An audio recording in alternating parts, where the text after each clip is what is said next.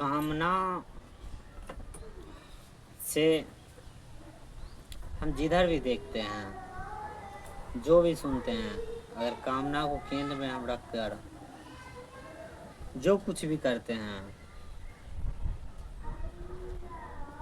वो हमारा ही धारणा होता है। और यदि कामना की दृष्टि से अगर कुछ हमको अच्छा भी लग रहा है, सुंदर भी लग रहा है, तो हम उसको क्रूर बना देंगे, आज नहीं तो कल बना ही देंगे। अगर कामना की नज़र से हम जाएं, चंद्रमा को देखें, चंद्रमा खूबसूरत लग रही है, तारा खूबसूरत लग रहा है, हमने उसका नामकरण कर दिया, हमने उसका परिभाषा कर ली और उसको हमने एक याद की तरह अपने मस्तिष्क में संजो लिया, तो वो दूषित हो गया उसी वक्त। बहुत लोग होते हैं पहाड़ गए, पठार गए घूमने, समुद्र जाते हैं घूमने, नदी जाते हैं घूमने, वो एक मेमोरी की तरह रख लेते हैं उसकी खूबसूरती को। और उनकी नज़र से भी खूबसूरती वही होता है जिधर से फ्रेम अच्छा आ रहा है फोटो का, जिससे फोटो सही खिंचा रहा है, जिस तरफ से जो फोटो खूबसूरत लग रहा है, जिसने जो बता दिया सोशल मीडिया में जो ज़्यादा वायरल हो सकता है, जिसका क्रेज है, जो ट्रेंडिंग में चलता है, जैसा फोटो अगर वैसा साइट मिल गया, वैसा जगह मिल गया, तो हमारे लिए खूबसूरत हो जाता है और उसी को हम मेमोरी की तरह रख लेते हैं। लोग बेहतर से बेहतर जगह जाते हैं जहाँ अच्छी से अच्छी सी सीखी जा सकती है, समझी जा सकती है, देखी जा सकती है, कुछ नयापन आ सकता है उससे। और नयापन है, पर हम उसको एक याद की तरह या कैप्चर कर लेना चाहते, उसको पकड़ के रख लेना चाहते, ये भी नहीं सोचते हैं कि जो पहाड़ ये हम बहुत अलग है, ये दोनों हालांकि अलग नहीं है, फिर भी अलग है, उसका एक अपना खूबसूरती, एक अपना आज़ादी है। और हम उस पर एक वर्चस्व दबाना चाहते हैं, जमाना चाहते हैं कि हमने फ़ोटो खिंचाया पहाड़ का, इसलिए खूबसूरत है, और हमने देखा इसलिए खूबसूरत, हमने देखा तब ये पहाड़ एग्जिस्ट करता है। ऐसा हमारे अंदर एक अस्तित्व बन जाता है, हम बना लेते हैं अपने विचारों से। हमने आकाश को देखा तब ये आकाश है, नहीं अन्यथा आकाश नहीं रहता। तो हम अपना जो केंद्र ले आते हैं, दूषित केंद्र, तो सब कुछ को दूषित कर देते हैं। और जब हम उसको परिभाषा में गढ़ लेते हैं, गढ़ने लगते हैं किसी भी प्रकार का चीज़ का हो, तो वो और बकवास हो जाता है। तो कहने का तात्पर्य है कि हम एक प्रकार का प्रदूषण है, कहीं भी जाओ तो दूषित कर दो, अगर हमारा केंद्र सही नहीं है तब। अधिकांश व्यक्ति का केंद्र सही नहीं है, सब चीज़ को देख रहे हैं, फूल को देख रहे हैं, पत्ती को देख रहे हैं, आकाश को देख रहे हैं, उसको नाम में गढ़ के उसको परिभाषा बनाने लगते हैं अपने अनुकूल, अपने अनुभव के अनुकूल। इसी तरह हम किसी व्यक्ति से मिलते हैं तो तुरंत उसको परिभाषित कर देते हैं, बच्चे से मिलते हैं तो उसको परिभाषित कर देते हैं, बूढ़े से मिलते हैं तो उसको परिभाषित कर देते हैं, कोई किताब पढ़ते हैं तुरंत उसको परिभाषित कर देते हैं, चाहे वो गीता ही क्यों ना हो या कुरान ही क्यों ना हो, तुरंत कर देते हैं कि ये जैसा हम पढ़े वैसा ही है, जैसा हम देखे वैसा ही है, हम जैसा मूवी को देखे हैं वैसा ही है। हम उस पर जांच पड़ताल भी करते हैं तो अपने अनुकूल करते हैं हम कि हाँ हम जैसे किए हैं, हम अपने डिमांड के अनुकूल करते हैं। अगर हमको जांच पड़ताल करना है, हमको देखना है कुछ भी तरह से कोई भी चीज़, कैसे कोई चीज़ हो रहा है ताकि हमको उससे फ़ायदा हो जाए, तो हम अपने अनुकूल करते हैं। और हम देखते भी कहाँ है, जो देखना रहता है हम पहले ही कल्पना करके रख लेते हैं। सीखने को हमारा मन ललायित नहीं रहता, या जिज्ञासु मन हमारा नहीं रहता है, हमारा मन ज़्यादातर भोग की दृष्टि बनाए रखता है, या हम ही भोगी बने रहते हैं, तो हमारा मन भी भोग बना रहता है। हमारा हर दृष्टि पहले ही तय कर देता है कि दृश्य कैसा होना चाहिए। हमारा दृष्टि नहीं बनता, हमारा दृष्टि से दृश्य बनता है। यानी हम कोई वस्तु देख कर हम उसका दृष्टि नहीं बनाते हैं, हम पहले दृष्टि बना लेते हैं तब किसी वस्तु को देखते हैं। हालांकि ये प्रक्रिया दोनों एक साथ भी चलता है कभी कभी, पर हम अपने अनुकूल सब कुछ को कर लेते हैं। वासना हमारे अपने अंदर है, उछल रहा है।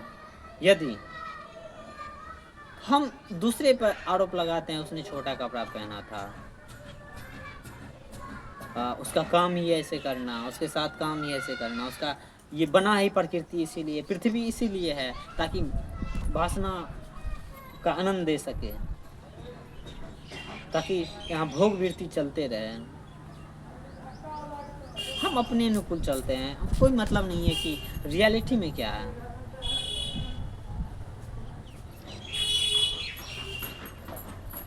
उसी तरह हमारा समाज का सांस्कृतिक है, वासना को खुद दबाए हुए अंदर से, मन ललायित है कि कहीं भोगनी है तो कोई मिल जाए। दोनों विपरीत लिंग के, एक लिंग दूसरे को भोगना चाहता है, दूसरे लिंग दूसरे को दबाए हुए हैं। और हमारे बच्चे अगर खुल के जी रहे हैं, या वो अपना वासना पूरी कर रहे हैं, या वासना की तरफ वो भाग रहे हैं, तो उसको दबोच लेते हैं कि ये गलत है, ये समाज के खिलाफ है, और दबाए हुए हम हैं। उसी तरह क्रोध है, क्रोध को दबाए हुए हम रहते हैं, हिंसा से भरे हम रहते हैं, जीते खुल के हम नहीं हैं। दबट के, संकुचित होकर, लालच में, भोग के साथ, डर को केंद्र में बनाकर हम जीते हैं। और कोई छोटा सा बच्चा खेल रहा है, अपना जीवन जी रहा है, हंसी मजाक ठिठोली कर रहा है, तो किसी न किसी बहाने से हम भी उसका आज़ादी को दबाना चाहते हैं, उसका भी जीवन को दबा लेना चाहते हैं। शांति रहो, डिसिप्लिन में रहो, अनुशासन में रहो, अच्छे बच्चे ऐसे नहीं करते हैं, बुरे बच्चे मत बनो। हम जो है ना, हम अपना जो जीवन जीते हैं, जितना संकुचित होकर जीते हैं, तो दूसरों को भी चाहते हैं आज़ादी से नहीं जिए। आप देखते हैं इंसान को क्या करता है, तोता बहुत खूबसूरत है इसलिए इसको पिंजरा में कैद करो। मतलब हम अपने कैद हैं, हम खुद गुलाम है, खुद के वृत्ति के साथ, खुद के विचार में अपनी गुलाम है, अपने मन के साथ गुलामी बनाए हुए हैं, और समाज के कुछ प्रथाओं के साथ गुलाम बने हुए हैं। और वही गुलामी हम पशु पक्षी पे भी डालना चाहते हैं। अच्छा पशु है, अच्छा है, कुत्ता है, अच्छा प्यारा लग रहा है, चलो इसको घर में लेके जाओ। सब हम देख नहीं पाते हैं, हमारा जो कर्म जो निकलता है वो कहाँ से निकलता है। अच्छी मछली है, सुंदर है देखने, चलो इसको खाने के लिए बना डालो। हम अपने जीवन को संकुचित कर बैठे हुए, डर में, भय में, हिंसा से भरे हुए हैं, और वही हम दूसरा पर थोपते हैं। और मजे की बात है, इंसान के पास इतना क्षमता है वो क्षमता बहुत, कि दूसरे को दबा कर रख लेता है। एक पीढ़ी दूसरे पीढ़ी को दबा कर रख रहा है, सब वैसे ही दबा रहा है। और मजे की बात है, हमें लगता है कि हम दबाते हैं, हमें भूल जाते हैं, पहले हम खुद छोटा करते हैं, खुद को पहले खुद को दबा लेते हैं, छोटा बन जाते हैं समाज की नज़रों में, वृत्ति के नज़रों में, विचार के नज़रों में, मन के नज़रों में, कर्म के नज़रों में। अपने को मारते हैं, पीटते हैं, फिर दूसरे को भी मारते हैं, दूसरे पीढ़ी को भी नुकसान करते हैं, बर्बाद करते हैं। अपने डरे हुए हैं, और वही डर हम अपने बच्चों पे भी थोपना चाहते हैं। हमें खुद डर लगता है रात में बाहर निकलने से, मेरा बच्चा जवान होता है या कुछ होता है तो उसको भी बंद कर देते हैं, चलो नहीं घूमने जाएगा, कुछ नहीं करेगा।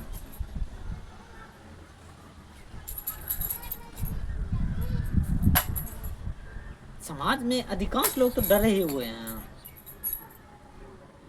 और डर ज़्यादातर वासना का है, भोग का है, लालच का है, मोह का है, ईर्ष्या, जलन, ये सब इतना बनाए हुए हैं जीवन में कि वो सवाल भी नहीं कर पाता, आखिर हम ईर्ष्या जलन क्यों कर रहे हैं जीवन में जब इतना सब कुछ मिला हुआ है। आखिर एक आदमी 25-30 साल हो जाता है, उसको क्या नहीं मिलता है, सब कुछ भोग तो लेता है, फिर उसके बाद भी अगर उससे संतुष्टि नहीं मिल रहा है तो हम दबाते हैं दूसरों को, तुम भी ये सब मत करो, हमारे खिलाफ मत जाओ, हमारा नियम मत तोड़ो। खुलापन तो है ही नहीं जीवन में। उम्र 14, लड़की हो गया, लड़का 14-15 हो गया, दोनों एक दूसरे से रात में या कहीं मिल रहे हैं, या कुछ भी कर रहे हैं, हम उसके जीवन को तुरंत संकुचित करके दबा देते हैं, कहते शादी ब्याह करो, इसको हटाओ। कोई सवाल नहीं, कोई ऊंचा चीज सोच नहीं या करने का कोई जुगाड़ नहीं, बस जो भी है तुरंत दबाओ, तुरंत उसको हटाओ, मेरे नजरों से हटाओ। बस हमको भोगना है, हमको सुख चाहिए, हमको मौज चाहिए, हमको मनोरंजन चाहिए। कोई मतलब नहीं दुनिया में क्या बीत रहा है, समाज में क्या जा रहा है, किसके घर में कितना कष्ट है, दुख है।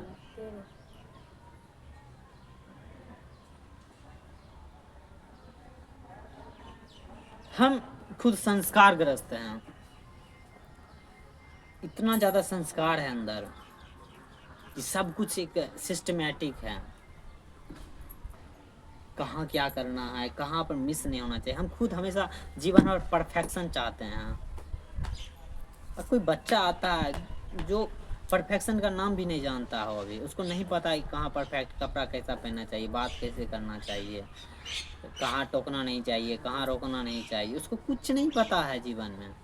ज़्यादातर वो खैर सीखेगा, वो अपना मौज में जी रहा है। और हम जितना संस्कारित हैं, सिस्टमेटिक हैं, वो जब हमारा नियम तोड़ता है थोड़ा भी, चिढ़ उठती है, हम उस पर हिंसा करने को उतावल हो जाता है। हम ये भी नहीं देते उसको कष्ट होगा, दर्द होगा, क्योंकि हम अपना जो कष्ट है उसको भी हम दबा रखे हैं अपने भोग के लिए, इसलिए हम एक दूसरे को सब दबा रहे हैं। हम खुद इतना गुलाम है कि हम किसी को स्वतंत्र देखना ही नहीं चाहते हैं।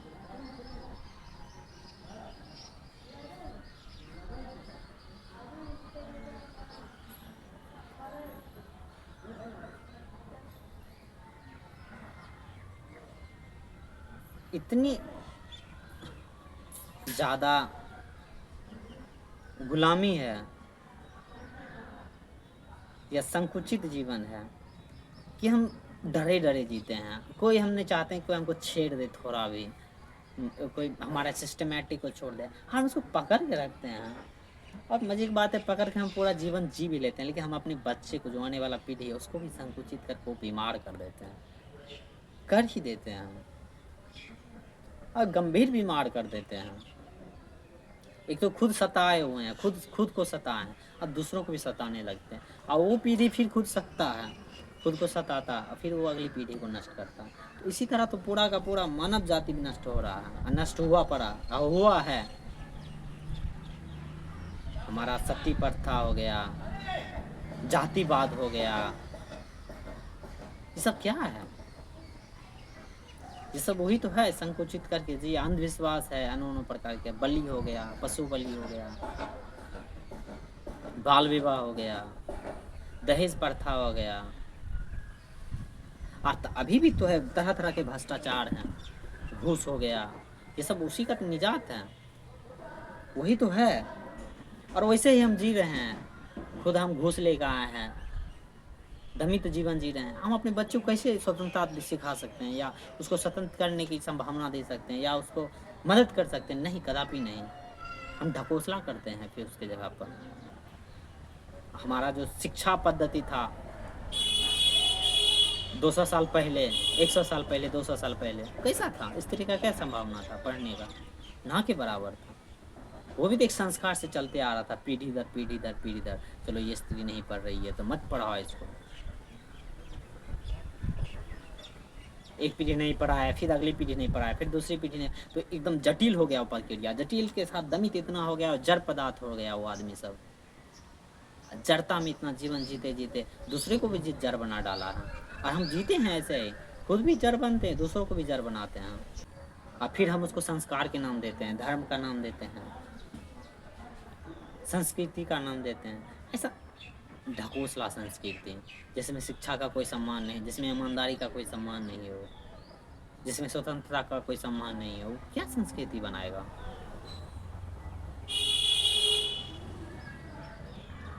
बस हम नाम गाते रहते हैं, गुनते रहते हैं।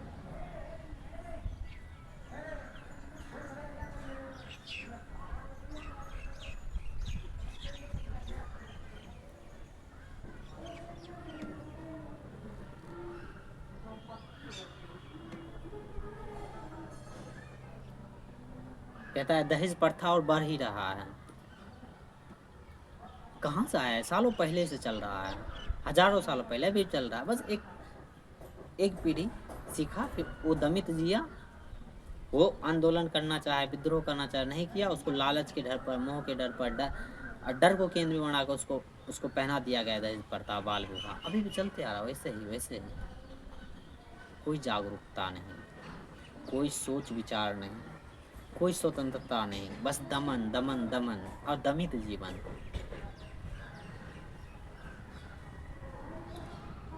पूरा समाज जब दमित जीवन जिएगा तो अगले पीढ़ी भी बहुत मुश्किल है कि स्वतंत्रता सीख सकती है। जब तक, क्योंकि इंसान अपना मन से थोड़ी स्वतंत्रता जन्म लेके चला आएगा, हालांकि आता है, पर जब वो आसपास में देखेगा ही नहीं स्वतंत्रता नाम का कोई चीज होता है, कोई जीता है, तो उसको याद कहाँ से आएगा? कोई याद दिलाने वाला रहना चाहिए। हमें देखना होगा इस बात को, दमित जीवन को। इसको नकारना होगा, इसको हटाना पड़ेगा, इसको लात मारना पड़ेगा दमित को, ये गुलामी को, ये डर को, ये वृत्ति को, ये पुनरावृत्ति को, ये गहरी से गहरी गुलामी के संस्कार को, और अंधे काम को, अंधभक्ति को, ये सब को नकारना पड़ेगा।